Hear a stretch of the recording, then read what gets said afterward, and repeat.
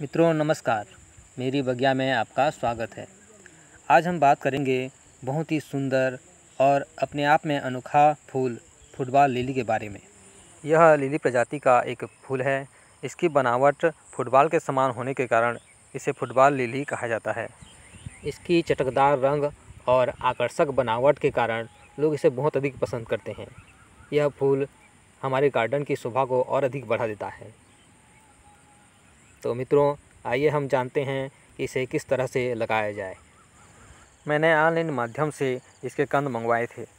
इसके सारे के सारे कंद अंकुरित होकर के फूल खिले हुए हैं। तो मित्रों, आइए देखते हैं इसमें किस तरह से कलियां निकलती हैं तथा कैसे इसके फूल विकसित होते हैं। साथ ही यह किस प्रकार से फुटबॉल जैसा बन जाता है। फुटबॉल लिली के कंद अर्थात बल्ब को लगाने का सही समय मार्च अप्रैल होता है। मैंने 6 अप्रैल को अब इसके कंद लगाए थे और मई माह में इस कंद से अंकुरित होकर के इसके फूल पूर्ण विकसित हो गए। इसे अधिक पानी की आवश्यकता नहीं होती है, अतः इसे भुरभुरी तथा वेल ड्रेन मिट्टी में लगावें। इसकी मिट्टी तैयार करने के लिए सामान्य बगीचे की मिट्टी 60%, बालू या रेतीली मिट्टी 20%, गोबर खाद 10% तथा धान की भूसी 10% लेकर के अच्छे से मिला लें। इस मिश्रण में रेतीली मिट्टी जल निकासी का कार्य करती है, गोबर खाद पौधे को पोषक तत्व प्रदान करते हैं और धान की भूसी मिट्टी को हल्का बनाए रखती है। जब मैंने इस प्रकार की मिट्टी में फुटबॉल लिली के कंद लगाए थे तो उसके कंद अंकुरित होने के पश्चात उसमें सीधे कलियां आने लगी हैं। आप देख सकते हैं पत्तियां इसमें नहीं हैं, सीधे कलियां आने लगी हैं और ये कलियां फिर उसमें पंखुड़ियां खिलने लगी हैं। आप देख सकते हैं फुटबॉल लिली की कली उसमें अब पंखुड़ियां निकलने लगी हैं। इसके अतिरिक्त मैंने इसमें और 2 कंद लगाए हैं। जो खिली हुई है वो पहला कंद है, उसके बाद ये दूसरा वाला कंद उसमें अंकुरण आया है, ये तीसरा कंद वो भी अंकुरित होने लगा है। अब हम अगले गमले को देखते हैं।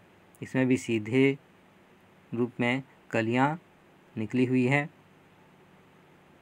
और इसके बगल में एक और कंद मैंने लगाया है। आप देख सकते हैं उसमें भी ये अंकुरण आने लगा है। इस पौधे को अधिक पानी की आवश्यकता नहीं होती है। बरसात के दिनों में तो पानी की ज़रूरत ही नहीं है, लेकिन गर्मी के दिनों में इसकी नमी का ध्यान रखना जरूरी है। इसे तेज़ धूप में नहीं रखना चाहिए। गर्मी के दिनों में दोपहर की धूप से इसे बचाना चाहिए।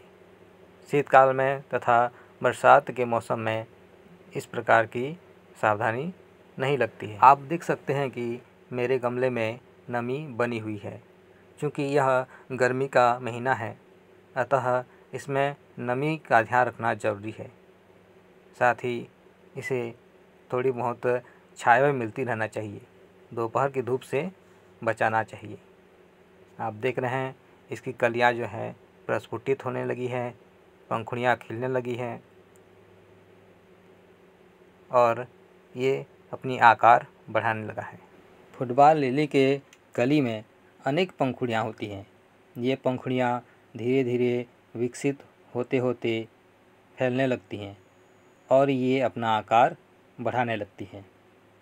आप देख सकते हैं फुटबॉल लिली के कली में खिलती हुई पंखुड़ियाँ।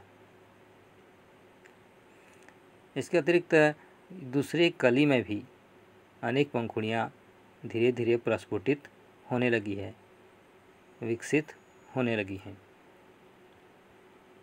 इस प्रकार से भी वह कली बन जाएगी।